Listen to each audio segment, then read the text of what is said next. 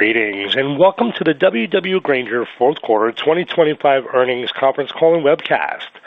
At this time, all participants are in a listen-only mode. A question-and-answer session will follow the formal presentation. You may be placed in the question queue at any time by pressing star one on your telephone keypad. As a reminder, this conference is being recorded.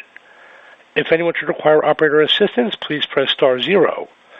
It's now my pleasure to introduce your host, Kyle Bland, Vice President of Investor Relations. Kyle, please go ahead. Good morning. Welcome to Grainger's fourth quarter and full year 2025 earnings call. With me are D.G. Macpherson, Chairman and CEO, and Dee Merriwether, Senior Vice President and CFO. As a reminder, some of our comments today may include forward-looking statements that are subject to various risks and uncertainties. Additional information regarding factors that could cause actual results to differ materially is included in the company's most recent Form 8-K and other periodic reports filed with the SEC. This morning's call includes non-GAAP financial measures, which reflect certain adjustments in previous periods as noted in the presentation. There were no adjusting items in the fourth quarter 2025 period. We have also included organic revenue adjustments in the presentation, which normalize sales growth to reflect our exit from the U.K. market, including the Cromwell divestiture and the closure of Zoro UK. Definitions and full reconciliations of our non-GAAP financial measures with their corresponding GAAP measures are found in the tables at the end of this presentation and in our earnings release, both of which are available on our IR website. We will also share results related to MonotaRO. Please remember that MonotaRO is a public company and follows Japanese GAAP, which differs from U.S. GAAP and is reported in our results 1 month in arrears. As a result, the numbers discussed will differ from MonotaRO's public statements. Now I'll turn it over to D.G. Thanks, Kyle. Good morning, everyone, and thank you for joining. Despite the macroeconomic uncertainty and challenging environment in 2025, the Grainger team continued to execute against our strategy, delivering exceptional service and a best-in-class experience for our customers. During 2025, we made strong progress. We leveraged our technology capabilities and MRO know-how to strengthen our competitive advantage in each segment. We streamlined our portfolio by exiting the U.K. market. We invested in new supply chain capacity to extend our service leadership.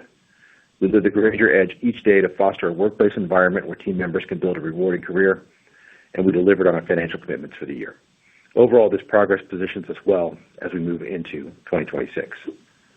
Before I dive into these 2025 accomplishments in more detail, I thought it would be helpful to reiterate our go-to-market strategy and how each of our operating models addresses the needs of MRO customers, providing a flawless experience and delivering tangible value. This context is important as it drives most of the incremental investment we are making across the business and prioritizes the work our team does every day. Over the last several years, we have invested heavily to build market-leading data and technology capabilities. This includes core product and customer information assets, which have taken on even greater importance as AI accelerates and creates new opportunities to unlock additional value. These data assets underpin our 5 strategic growth engines and fuel our ability to gain share within our high-touch solution segment. In 2025, we made great progress across these 5 areas. In merchandising, we have consistently gained share through this important initiative as we focus on building a highly curated product assortment. This includes continued work across our category review process and expanded use of the Grainger brand name within our private label offer. Our category reviews focus on improving product search, organization, and content, and have more recently had an increasing emphasis on new product introductions, including expansion into new categories. Recent examples include efforts to build out a relevant offer to support data center customers, as well as an expanded breadth of factory automation products such as sensors, machine controls, and actuators. In total, our merchandising efforts in 2025 resulted in net assortment growth of over 85,000 SKUs, our largest net SKU growth for the high-touch segment in nearly a decade. In marketing, the team remains focused on delivering strong returns while also finding ways to improve program effectiveness to deliver better outcomes for the dollars we're spending. During 2025, we found new and creative ways to further leverage our advantage information assets to increase personalization and improve our marketing investment strategy. On the latter, we are leveraging our know-how and machine learning to optimize investment at the SKU level based on our knowledge of relative pricing, product availability, and customer lifetime value. The success we continue to see across this space supports further incremental investment in 2026 and beyond. Pivoting to our seller coverage initiative, we continue to leverage our improved customer data to expand our sales force with a focus on underserved business locations. After slowing our pace and adjusting our approach with this initiative in 2023 and 2024, we added around 110 new sellers across 2 geographies in 2025. This brings our total program expansion to over 300 sellers across 6 geographies since 2022, more than 10% increase in our U.S.-based sales team. The collective performance to date of these geographies has been in line with expectations, and we have planned to address 2 more regions in 2026. Our sellers are crucial to providing value for our customers and generating demand, and we remain committed to investing in tools and resources to increase their effectiveness. In 2025, we saw strong usage of our new Seller Insights platform. As you may recall, this platform integrates with existing Grainger data sources to provide sellers with a one-stop shop for customer insights.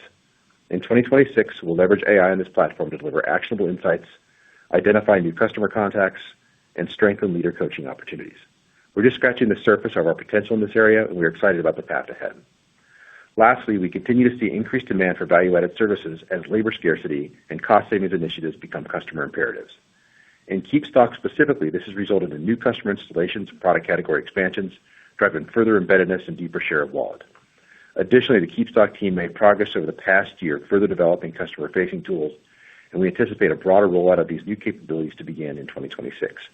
These tools will provide customers access to enhanced data and insights aimed at improving their user experience and driving procurement cost savings. While it's already a critical part of our offer, we expect KeepStock to become even more valuable going forward. We're excited about the progress we've made across these 5 strategic growth engines and remain confident in our ability to drive share gain as we execute against these important initiatives. Now, given the critical role that technology is playing in our space, I thought it would be helpful to provide a few use cases of how we are leveraging AI and machine learning across the business. While the ramp curves differ by initiatives, as these efforts mature, they can help increase productivity, enhance service, and create revenue opportunities over time. We have broad experience applying AI and machine learning, and when underpinned by our differentiated data assets, we can create tremendous value. I've already touched on how machine learning is optimizing our marketing investment strategy and how AI is helping us improve seller effectiveness. On the slide, you can see several other areas of the business where these new technologies are fueling advancements. The point here is to show how prevalent these powerful tools have become and to highlight how we can leverage our data assets to create solutions that add real value to our customers or to our bottom line. We've learned a great deal in the past 2 years about AI and feel well positioned to accelerate these efforts moving forward. Moving to Endless Assortment segment, we made great progress propelling both businesses forward in 2025. At Zoro, the team has regained its growth momentum, focusing on driving improved repeat purchase rates through an enhanced customer experience. Their progress during the year included optimizing the assortment to improve delivery times, launching Zoro-branded private label products, improving the quality of customer acquisitions to enable better repeat rates, enhancing direct marketing capabilities through better analytics, and improving the customer experience through more accurate delivery communication. These actions helped re-accelerate sales growth back into the high teens for the full year. At MonotaRO, the team continues to execute well, driving strong results, including 25% growth with enterprise customers. They continue to improve and expand their distribution capabilities by extending the reach of same-day shipping to regions beyond Tokyo and Osaka, while also planning for the future with the groundbreaking of the new Mito DC outside Tokyo. Similar to High Touch, we have also progressed our AI and ML capabilities across both EA businesses. It's still early innings, but we are using these technologies to drive productivity and accelerate our momentum across the flywheel, and we have included a few examples on the slide. All told, we've delivered great results across the Endless Assortment segment in 2025 and are positioned well to continue this momentum into the new year. Turning to slide 9, I'm very pleased with the continued progress we're making across our distribution network as we stay focused on extending our industry-leading ability to deliver next-day complete orders to customers across both segments. Notably, we made meaningful progress on 3 new facilities across the U.S. and Japan. The Northwest DC, which is located outside of Portland, is set to start full outbound operations later this year. This building will improve our service and reduce transportation costs throughout the Northwest. We also continue to make great progress with our Houston distribution center and expect inbound operations to begin in the second half of 2027, with outbound following a few quarters later. In Japan, MonotaRO is making great progress on their new highly automated DC in Mito, scheduled to open in 2028. This facility, when complete, will nearly double the shipping capacity that MonotaRO has in the country. Outside of new capacity investments, the supply chain team has also worked hard to leverage inventory and transportation solutions to improve service in certain markets, including Florida and Canada. Overall, we continue to invest across our supply chain to make sure that we maintain and extend our leading position in customer fulfillment. The heart of our organization remains our people, who work hard every day to fulfill our purpose to keep the world working. As you can see on slide 10, our culture was again recognized externally during 2025. We were recertified as a great place to work in the U.S., Canada, and Mexico, affirming our commitment to being an employer of choice and a place where every team member feels valued and empowered. We were honored for the first time as one of the world's most ethical companies, named once again as one of Fortune's most admired companies, and recognized by Glassdoor as the best place to work. These recognitions are a testament to the culture we've built over almost a century in this industry. Grainger will always be a place where every team member can have a fulfilling, meaningful career if they are willing to work hard to serve our customers. Now turning to our full year financials, 2025 certainly had its share of challenges between shifting tariff dynamics, soft MRO market demand, and the government shutdown. Despite these challenging macro headwinds, we still delivered total company sales growth of 4.5% on a reported basis, or 4.9% on a daily organic constant currency basis, with total sales finishing the year at $17.9 billion. Growth for the year included continued share gain from our High-Touch Solutions U.S. business, which finished the year with roughly 250 basis points of outgrowth on a volume basis. In Endless Assortment, the segment showed significant top-line improvement, with daily organic constant currency sales up 15.6%. Both Zoro and MonotaRO continue to win with their core B2B customer base and drive improved repeat purchase rates, positioning them well for the future. Alongside the solid top line, the team also did a nice job managing strong margins despite LIFO headwinds, with operating margin finishing at 15% for the year. We delivered adjusted EPS growth of 1.3%, or $39.48 per share. ROIC finished at 39.1%, and operating cash flow was $2 billion, which allowed us to return $1.5 billion to Grainger shareholders through dividends and share repurchases. Overall, I'm proud of what we accomplished in 2025. We continue to focus on improving in core areas of the business to perform well over the long term. With that, I will turn it over to Dee to review our fourth quarter results. Thanks, D.G. I want to echo D.G.'s sentiment on our 2025 performance. Not only did we make progress on a number of strategic initiatives, but the team was also able to drive top and bottom line results within the original 2025 outlook we provided a year ago. A strong outcome despite the challenging macro environment we faced. Now turning to our fourth quarter results. We had another solid quarter to finish the year, with results roughly in line with expectations. For the total company, daily sales grew 4.5%, or 4.6% on a daily organic constant currency basis, which included growth in both segments. Sales were healthy in the period despite softness during the start of the quarter from the government shutdown and the lapping of a prior year hurricane-related sales benefit. If you were to normalize these events, sales for the total company would have been up approximately 6.5% for the quarter on a daily organic constant currency basis. Total company gross margins for the quarter were strong, ending at 39.5%, down about 10 basis points over the prior year period, driven by segment mix headwinds from faster-growing Endless Assortment. Operating margins were down 70 basis points year-over-year due to increased SG&A expense, which came in higher than expected in the period due to unforeseen healthcare costs above our normal run rate and a softer top line in the High-Touch Solutions segment. Overall, we delivered diluted EPS for the quarter of $9.44, which was down 2.8% versus the fourth quarter of 2024, but above the midpoint of our implied fourth quarter guide. Moving to segment level results. The High-Touch Solutions segment delivered sales growth of 2.2% on a reported basis, or 2.1% on a daily constant currency basis. Results included nearly 3 points of price inflation for the segment, showing meaningful sequential improvement as tariff costs continued to be passed. From an end market perspective, our indicators suggest the MRO market gained momentum sequentially, but remained muted in the period. For Grainger specifically, we saw strong performance with contractor and manufacturing customers, which helped to offset slower growth in other areas of the business, including year-over-year softness in the government end market. If you were to normalize government sales for the impact of the shutdown and the prior year hurricane-related sales benefit, sales for the High-Touch segment would have been up roughly 4.5% for the quarter on a daily constant currency basis. On profitability, gross margin finished the quarter at 42.3%, flat versus the prior year. We continue to see tariff-related inflation, which caused further LIFO inventory valuation headwinds, although the magnitude of these charges came in favorable to our expectations. These charges were offset by positive mix and a number of other smaller tailwinds. Price cost on a LIFO basis remains negative, but improved in the quarter as our pricing actions took hold. Similar to last quarter, if we excluded the LIFO headwind and we wanted to compare ourselves to our peer set, which report on FIFO, our implied FIFO gross margin rate would have increased year-over-year, with price cost roughly neutral on this basis.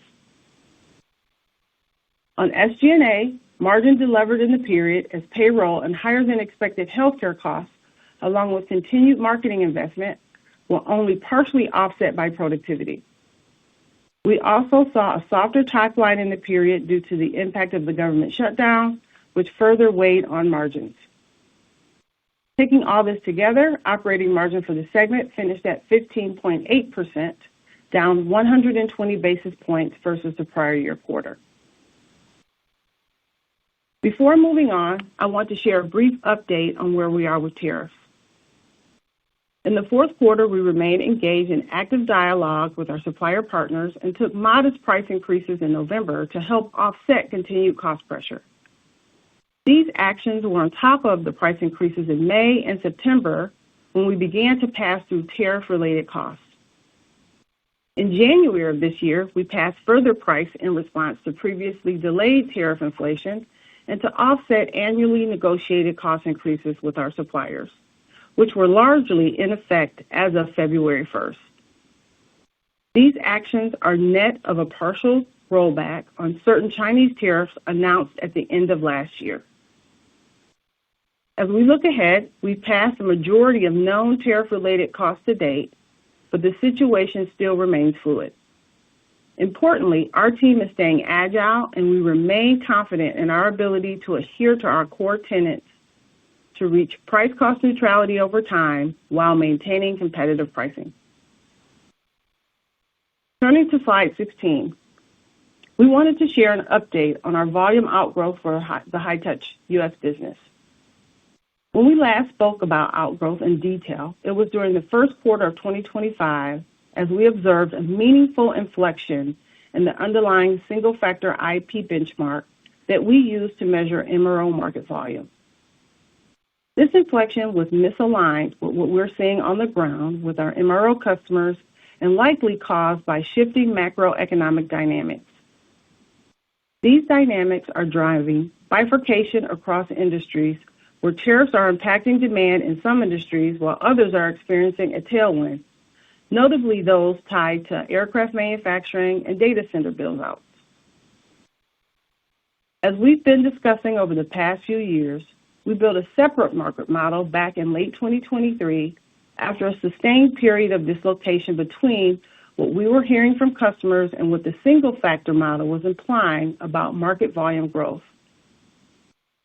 This multi-factor model was developed after testing over 1,000 publicly available economic indicators to find the best combination of explanatory factors with a high correlation to underlying U.S. economic census data for MRO products. Specifically, the model pulls in several different supply and demand factors, including net core capital goods shipments, import-export dynamics, and end-user activity to formulate a comprehensive view of the MRO landscape. When comparing the two model inputs side by side, while neither model mirrors the exact weight of Grainger's customer end markets, the multi-factor model does capture a broader base of end market activities outside of manufacturing while also eliminating non-MRO product categories. Further, the multi-factor model captures a more dynamic view of the economy, relevant trade flows, and shows a stronger correlation to underlying MRO product consumption data. And while the inner workings of the multi-factor model are less accessible externally, and no model is perfect, the comprehensive nature of the model would suggest it more accurately reflects the performance of our market, specifically in periods of economic disruption or change. With this context in mind, if you turn to slide 17, we've charted the historical results for both models, starting with the point at which economic inputs were first published for the multi-factor model. As you can see, the two models are highly correlated, and over this 20-plus year period, the average annual growth rate is nearly identical. However, the models do experience disconnects during periods of macroeconomic shifts. Typically, when the multi-factor model trails the single-factor model, or vice versa, it eventually catches up, but the duration of these dislocations is unpredictable. As you see, we've experienced a prolonged period of dislocation since the pandemic, including each model moving in opposite directions after new tariffs were enacted in early 2025. It's unclear to us how long this divergence will last. With this, given its comprehensive nature and the fact that we've studied each model exhaustively over the last couple of years, we are more confident in the demand signals from the multi-factor model, and we'll use it to measure our outgrowth progress going forward. On this basis, turning to slide 18 and using our multi-factor MRO model, we estimate that Grainger finished full year 2025 with roughly 250 basis points of outgrowth on a volume basis, as our High-Tech Solutions U.S. business grew volume by 1.4% compared to our multi-factor MRO model, which was down between 1.5 and 0.5% for the year. Albeit short of our 400 to 500 basis point long-term target, we're continuing to take healthy share. Marketing and merchandising remain our largest contributors to outgrowth, and on a go-forward basis, we're anticipating a more consistent impact from seller coverage and seller effectiveness as new geographies ramp and seller tools mature.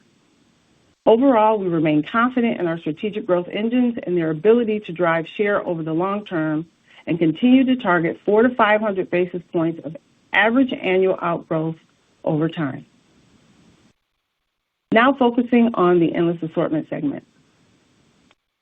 Sales increased 14.3% on a reported basis, or 15.7% on a daily organic constant currency basis, which normalizes for the FX headwinds realized in the period and the closure of our Zoro UK business.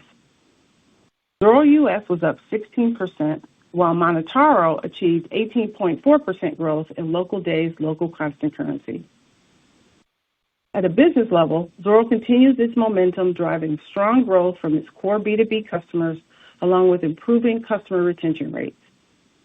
At Monotaro, sales remain strong with continued growth from enterprise customers, coupled with solid acquisition and repeat purchase rates with small and mid-sized businesses. Additionally, Monotaro experienced increased web traffic stemming from a competitor's cyber outage, which provided a tailwind to sales in the period. On profitability, operating margins increased by 200 basis points to 10.6%, with favorability across the segment. Monotaro margins remained strong at 13.6%, up 100 basis points, and Zoro margin improved to 6.3%, up 260 basis points, with both businesses benefiting from gross margin flow-through and healthy top-line leverage. Overall, we're proud of the exceptional performance throughout 2025 within the Endless Assortment segment and look to continue the momentum this year. Moving into our outlook for 2026. At the total company level, we expect revenue to be between $18.7 and $19.1 billion, driven by growth in both segments. This translates to daily organic constant currency sales between 6.5 and 9%, which is a 230 basis points higher than reported sales growth at the midpoint, after adjusting for FX headwinds and the impact of our exit from the UK market. Within our High-Tech Solutions segment, we expect daily constant currency sales growth between 5 and 7.5%. In the U.S., we anticipate continued demand pressure as tariff-related price increases weigh on market volumes. And while we expect industry-specific tailwinds in certain areas of the economy will persist, many of these green shoots are outside of core MRO product categories. With this, while we acknowledge falling interest rates and other macro factors could reverse the multi-year volume contraction in our industry, we're conservatively modeling the market to be down 1.5% to flat. On share gain, we're assuming outgrowth improves through the year as we ramp investment and gain traction with our growth drivers. We expect this will deliver outgrowth at or below our long-term target range in 2026. Lastly, we expect meaningful price contribution to revenue, which includes the wrap of 2025 actions and incremental price this year to fully catch up on the costs we're seeing from suppliers. This price contribution factors into the partial rollback on certain Chinese tariffs announced in November of last year, but excludes any impact from future unknown tariffs or rollbacks that may or may not occur in 2026. In the Endless Assortment segment, we anticipate daily organic constant currency sales to grow between 12.5% and 15% in the range of their long-term framework. This segment level growth will be roughly 230 basis points lower on a reported basis when you normalize for the expected foreign currency exchange headwinds and the closure of our Zoro UK business. At the business unit level, Zoro is anticipated to grow in low teens as they continue their momentum and driving higher repeat rates, consistent service, and improved mid-funnel marketing. MonotaRO is also expected to grow in the low teens in local days and local currency, which normalizes for one less Japanese selling day in 2026 and expected FX headwinds from the yen. This strong performance is fueled by growth with new and enterprise customers, strong repeat rates with core B2B customers, and a carryover benefit from the competitor cyber outage. Moving to our margin expectations, we expect total company operating margins to range between 15.4% and 15.9%, up 40 to 90 basis points compared to 2025. This reflects improvements in both segments, as well as a 45 basis points tailwind from our exit of the UK market, split roughly evenly between gross margin and SG&A leverage. In the High-Touch Solutions segment, we expect operating margins between 16.9% and 17.4%, up 35 basis points at the midpoint. Gross margin will improve as price cost normalizes and LIFO inventory valuation headwinds subside in the back half of the year. This favorability is partially offset by a modest headwind from our private label portfolio, where tariff dynamics have changed competitiveness on certain SKUs. We expect SG&A leverage to improve as the accelerating top line and our productivity efforts offset ramping investment across our demand generators. In Endless Assortment, we anticipate operating margin will continue to ramp between 10 to 10.5%, up 20 to 70 basis points versus 2025. Gross margins are expected to be down slightly at the midpoint, and we expect continued healthy operating leverage improvement in both businesses. Our closure of Zoro UK is also positively contributing to segment-level operating margin. Turning now to capital allocation, our business is positioned to generate strong cash flow in 2026, with expected operating cash of approximately $2.1 to $2.3 billion, reflecting conversion of around 100%. Our capital allocation priorities remain consistent and largely unchanged from prior years. We'll continue to invest in the business with CapEx in the range of $550 to $650 million, supporting supply chain initiatives, construction of new facilities in the U.S. and Japan, and ongoing technology and data investments. We'll pursue selective inorganic opportunities while maintaining strategic and price discipline, and beyond investment, we expect to return excess cash to shareholders through dividends and share repurchases. We'll formally set the 2026 dividend in the second quarter, but again anticipate high single to low double-digit annual increases. Share repurchases related to Grainger common stock are expected to be around $1 billion for the year. Overall, our return-focused philosophy gives us flexibility to invest efficiently while delivering strong returns for our shareholders over the long term. In summary, at the total company level, we plan to grow top line by 4.2 to 6.7% on a reported basis, or 6.5 to 9% on a daily organic constant currency basis, which normalizes for FX headwinds and our exit of the UK market. You can see margin improvement through the P&L, which reflects the previously mentioned tailwinds from the U.K. exit, high-touch gross margin recovery, and healthy leverage in both segments. These margin benefits will be partially offset by continued segment mix headwinds as endless assortment grows faster than high-touch.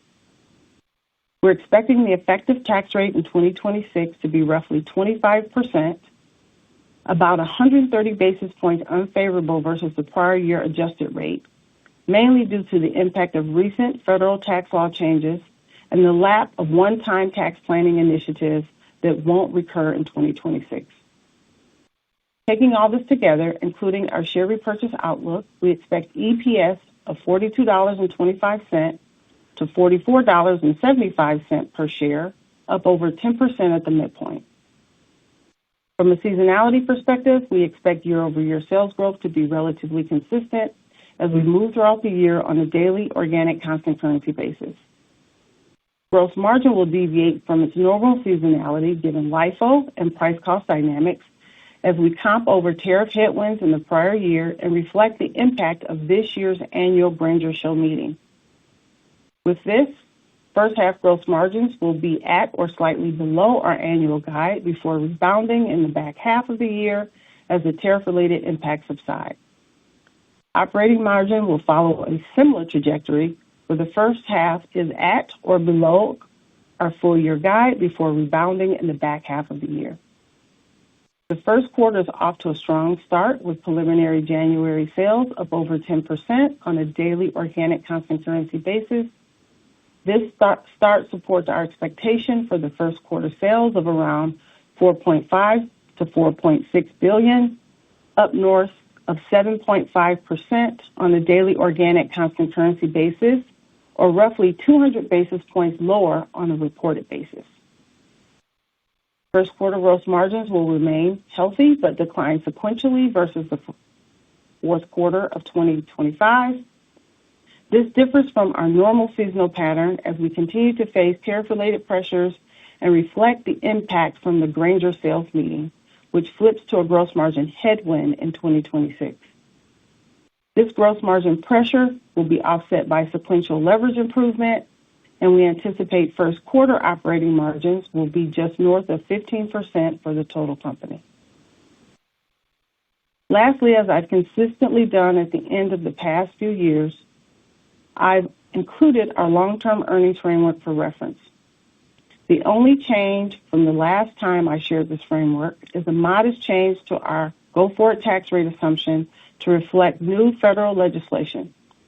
Importantly, all the core operating tenets of this framework remain intact, and we are well positioned to deliver great results for our shareholders for years to come.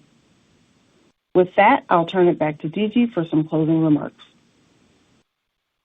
Thanks, Dee. Before I open it up for questions, I want to acknowledge our nearly 25,000 Grainger team members who consistently demonstrate our principles and drive strong performance for Grainger.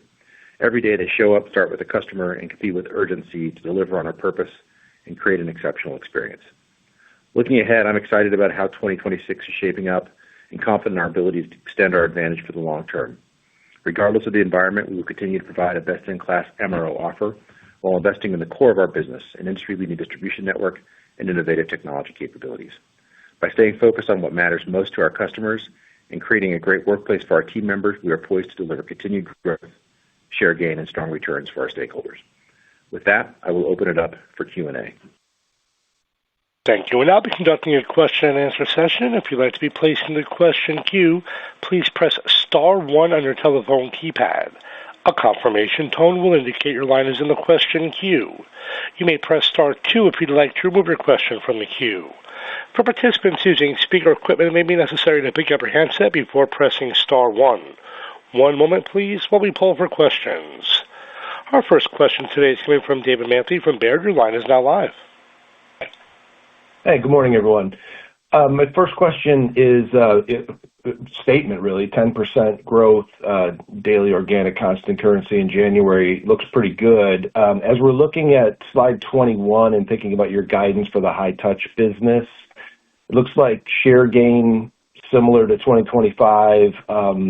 Pricing is a key delta there at up about 300 basis points. But you also have market growth at -1.5% to flat, which is the same backdrop you had in 2025. And given other industry participants and what you're seeing in January, could you just talk about what drives your cautiousness for the year overall? Yeah. So thanks for the question. So, as we plan, we always start planning relatively conservatively. We try to. There's no advantage in planning for growth that we haven't seen yet. What I would say about January, certainly it was strong across the board, but we did get a bit of a tailwind from the competitive outage in Japan that adds a little bit to that total as well. But as Dee described, we're pretty confident in sort of that 7.5 number for the year. So we feel like we're off to maybe a little bit better start than we expected, and we may be wrong on the market, but that's always a variable that we have. Yeah, sounds good. And then I wonder if you could give us an update on digital channels. A few years ago, you told us KeepStock was 16%, website 30%, and EDI ePro was 25% of order origination. I don't know if you have those offhand or we could take them. Yeah, sure. So what I would say is everything direct connection to customers has become more of a share. So actually, EDI ePro is the biggest share we have at this point, closer to 40 at this point. GCOM is still a big part of that, and then KeepStock's grown a little bit as well as a percentage of the total. So, the vast majority of our contract customers now have a combination of ePro and KeepStock on site, and so that's a big part of what we do in terms of creating stickiness and creating value for our customers. All right. Thanks, DG. Thanks, Dave. Thank you. Next question today is coming from Jacob Levinson from Melius Research. Your line is now live. Good morning, everyone. Morning.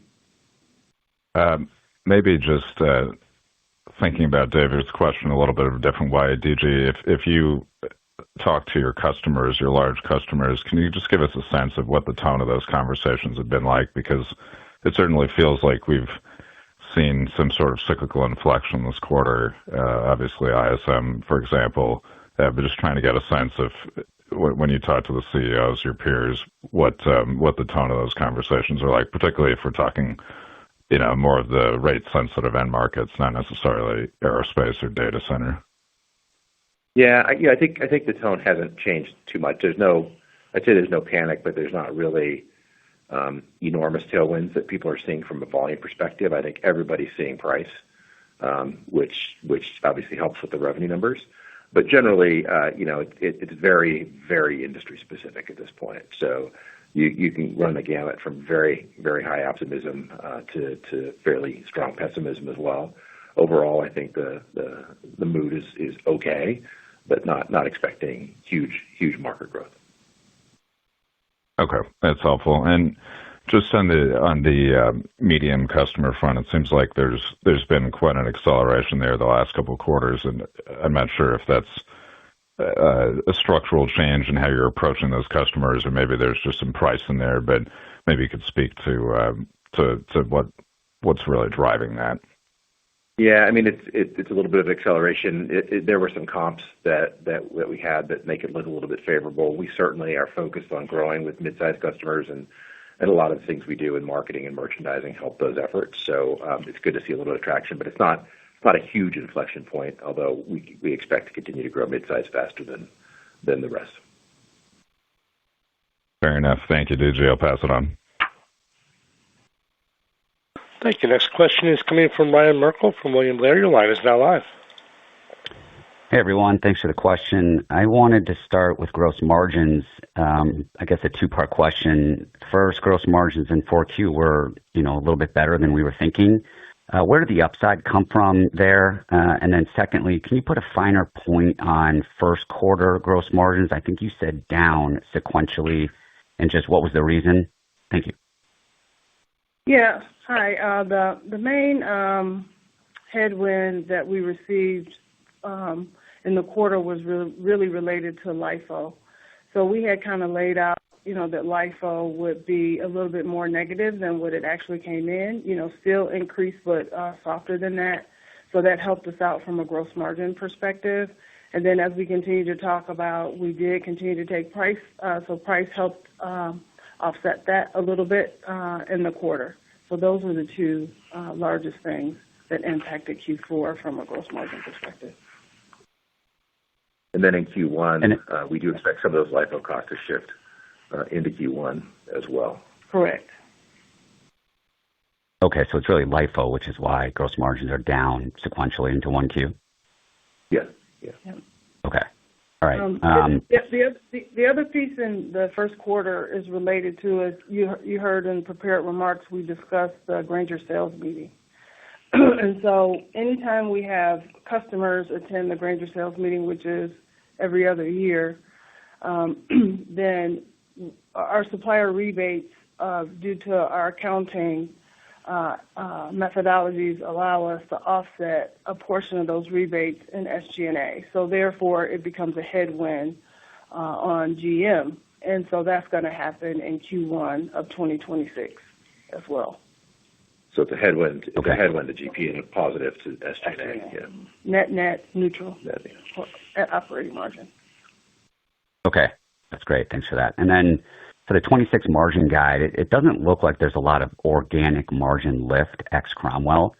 For example, at the bottom end of the guide, I think margins are flat. So what are some of the key factors in the margin guide? And I think you said gross margins for the year are going to be flattened down.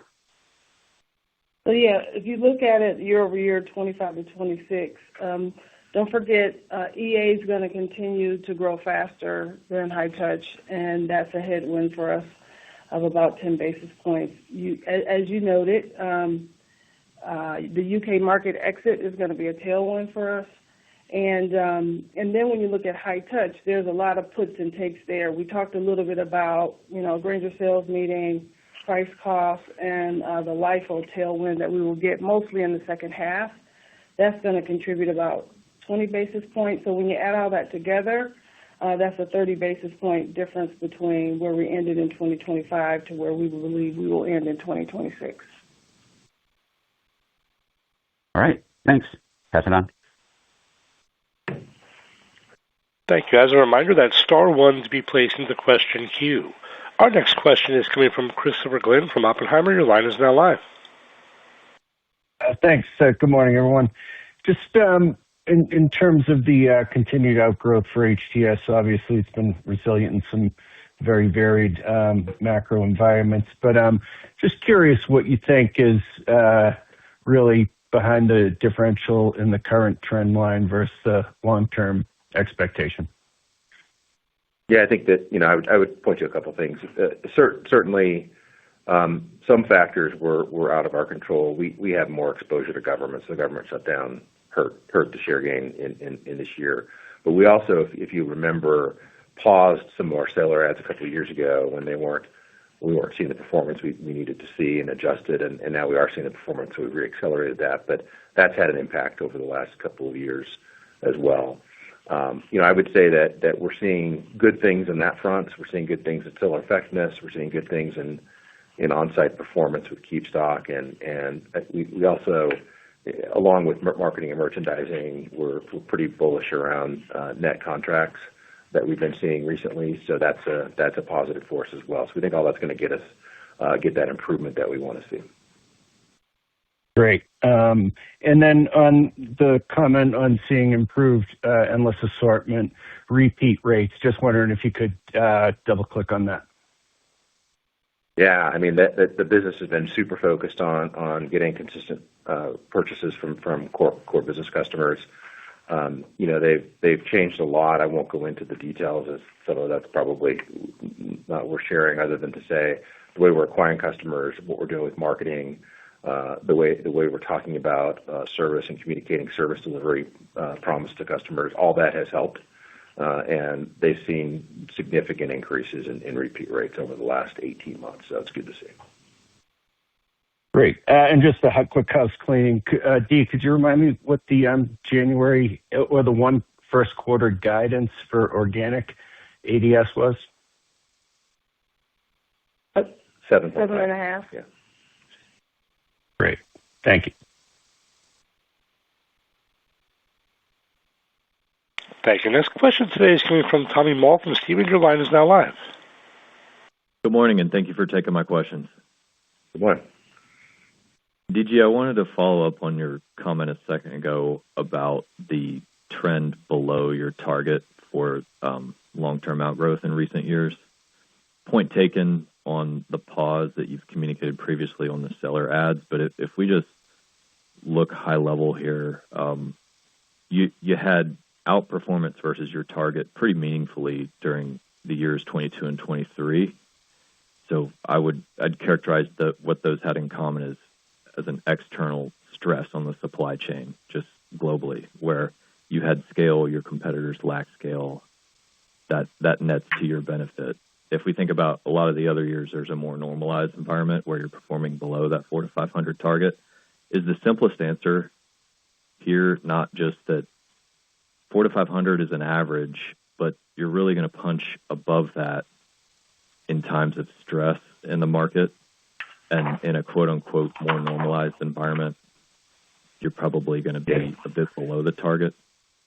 I think that certainly we handled that supply stress well. I would definitely agree with that. It was a smaller portion of, we had 875 basis points of outgrowth 2 years in a row. It was a small portion of that total. So I do think that that may be a general statement to make that could be true, but I do think we've averaged 540 basis points through the last 5 years of outgrowth, and we expect to be able to get to that 400 to 500 mark again. So I think that some of that is just our own execution, and some of it's external factors, as I mentioned before. Okay. On that execution point, you mentioned for seller coverage, you're going to add, I think you added 2 markets last year, add 2 more this year. If you look across the folks you're hiring in these roles, in an increasingly digital environment, are you targeting different types of sellers than you have historically? And if you think about the average tenure of the folks you're hiring in these new geos, does it skew perhaps below the average tenure of the rest of your sales force? I'd say that the process we use when we add sellers hasn't changed all that much.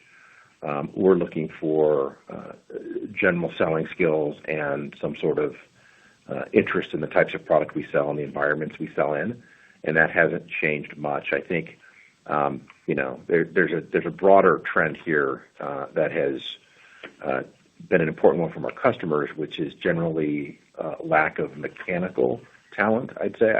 I'm not sure that's the right word, but I'd sort of say that. There are fewer people who are mechanically inclined, and it's actually been good for us in many ways as customers have asked us to do more on site.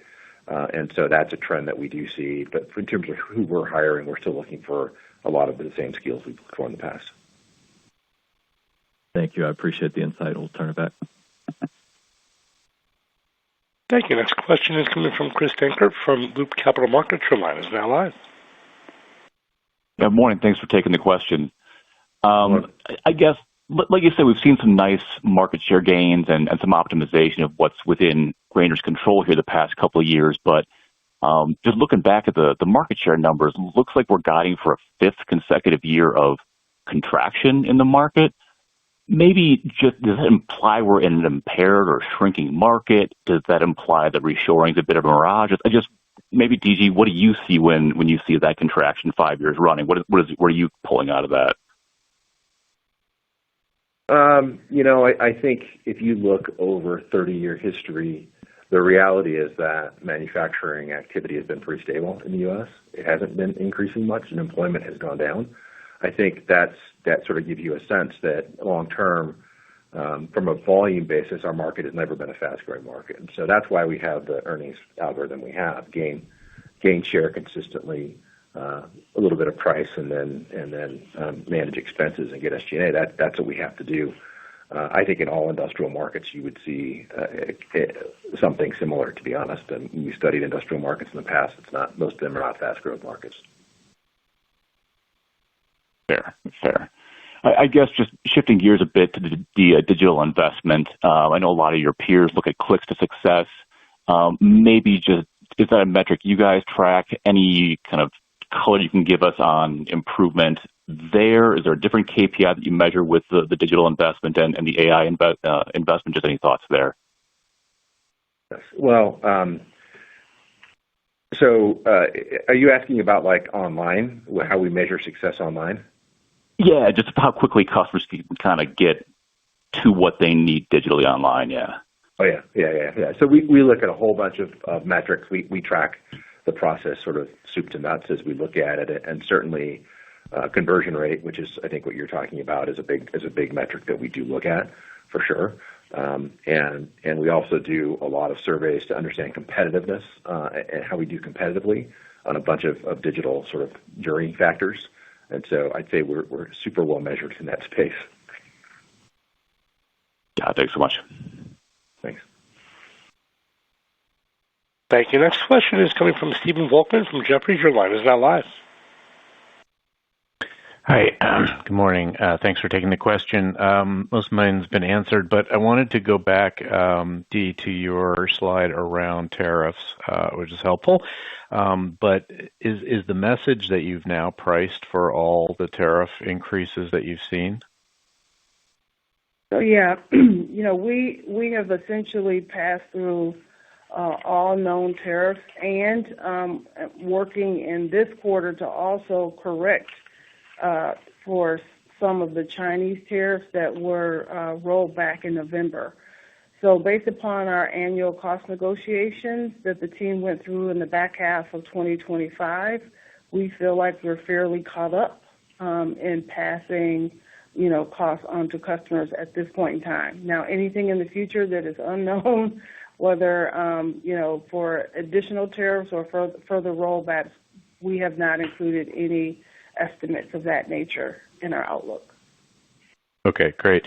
And it seems like in some of the businesses that we follow, some producers have been pretty slow to pass these price increases through. Do you think your suppliers are kind of where they need to be, or do you think there's a good chance that we'll see additional sort of pass-throughs as the year progresses? So what I would say is suppliers had choices to make, and their choice was usually, do I pass dollar amount or do I pass percentage? And so I think overall we're somewhere between dollar and percent is what I would say, what we've seen from our suppliers. That doesn't mean necessarily that they need to add any more price. I don't think that would drive that necessarily at this point. Okay, great. Thank you, guys. Thank you. Next question today is coming from Guy Hardwick from Barclays. Your line is now live. Hi, good morning. Morning. I think last year the growth in underlying operating expenses was 5%. It looks like the guidance for this year is better than that, like just under 4%. Any particular reason for that? Was that just the benefit of the Cromwell operating expenses dropping away? And I think the OpEx ratios were worse for Cromwell than the overall group. But you also said in the prepared remarks, maybe I'll just leave it at that and let you just mention that before I follow up. It's a lot of Cromwell is the answer, and then there's more leverage in EA and the high touch as well, but a lot of it is Cromwell. Okay. And you also said in your prepared remarks that marketing and merchandising is a big driver to outgrowth. So given that you're guiding to a much greater outgrowth this year than last year, I mean, should we assume that your OpEx has factored in that higher merchandising and marketing expense for 2026? Yes. Yes, that's right. That's right. Okay. Got it. Thank you. Thank you. Thank you. Our next question today is coming from Christopher Schneider from Morgan Stanley. Your line is now live. Thank you. I hopped on a little late, so I apologize if this got discussed, but could you provide, the level of price embedded in the 26 guide, and then specifically how much is wrapped from the interior actions in 25? How much is new price, and has there been any growing pushback to price in the market from customers? Thank you. Yeah, so generally, we've noted in the prepared remarks that our price into 2026 is north of 3. And then if you look at all the wrap and price that and run rate price that we discussed previously, we believe that amounts to about 2.5 to 3 of that. So all in 2026, we're north of 3% for price. And we haven't seen tremendous pushback from customers. The elasticity has been what we did generally expect at this point. Thank you. I appreciate that. And then if I could follow up on the earlier point that gross margin would be down sequentially into Q1, obviously a different than normal seasonality. I'm not sure it's ever been down sequentially into Q1. I guess, can you just kind of maybe help unpack some of the moving parts there? Because it seems like the price cost improved as Q4 went on following the November price action. So I would have just thought that you would have, a continuation of that into Q1. And I would have also thought maybe Q1 would have, the full realization of the benefit from Cromwell going away. That was probably not fully reflected in the Q4 gross margin. So just any color on some of the moving parts there would be helpful. Thank you. Sure. So again, LIFO, even in Q1 of 2026, will continue to be a headwind because, of course, we are passing and have received new costs from customers. That does subside as the year goes on, but Q4 to Q1, that is a headwind. We talked about the Grainger sales meeting. I don't know if you were on for that, but that is a 20 basis points drag as well. This is the year where we have customers at the show and supplier rebates that would normally remain up in gross margin go down to SG&A to offset some of the SG&A costs. So then that becomes a headwind this year, a tailwind in next year when we have no customers. And then you may have heard us talk, we haven't talked about it as much today, but, our private label business with the tariff impacts and looking to remain competitive based upon where we actually manufacture those products and being able to pass on the tariff increases. Mostly we have done that at rate, like DG just noted. So that creates a headwind in gross margins for us, specifically as customers are transitioning to national brands for some of those products. So that's also a drag. And then what you noted was like the normal seasonality recovery, price cost favorability, things like that. That is accounted for as a positive, but it's only about 10 basis points. So all those things together take us from 39.5 to 39.1% Q4 to Q1. Thank you. I appreciate that. Thank you. Our next question is coming from Connor Sniglia from Bernstein. Your line is now live. Great. Thanks for having me this morning. Just a quick one. On slide 8, you touched on the Zoro branded private label product. Can you talk a little bit about the progress you've seen so far, maybe just some customer feedback, repeat rates, et cetera? And then can you speak to the margin impact on the business overall? It's not material enough at this point to have any impact on margins, but we have seen good early success in repeat rates, and that core business customer that Zoro serves really likes the Zoro private brand that we've launched so far. Thank you. We've reached the end of our question and answer session. I'd like to turn the floor back over for any further closing comments. Great. Thanks, everyone, for joining today. Really appreciate it, and thanks for the questions. You'll have many opportunity for questions with our IR team after the meeting if we didn't get to you. I just want to reiterate the fact that we feel really good about how things are set up moving forward. We are hearing positive things from our customers. We're providing great service, and we're getting some of the growth drivers accelerated again. So look forward to having a great year and look forward to seeing you around. Thanks so much. Thank you. That does conclude today's teleconference and webcast. You may disconnect your line at this time and have a wonderful day. We thank you for your participation today.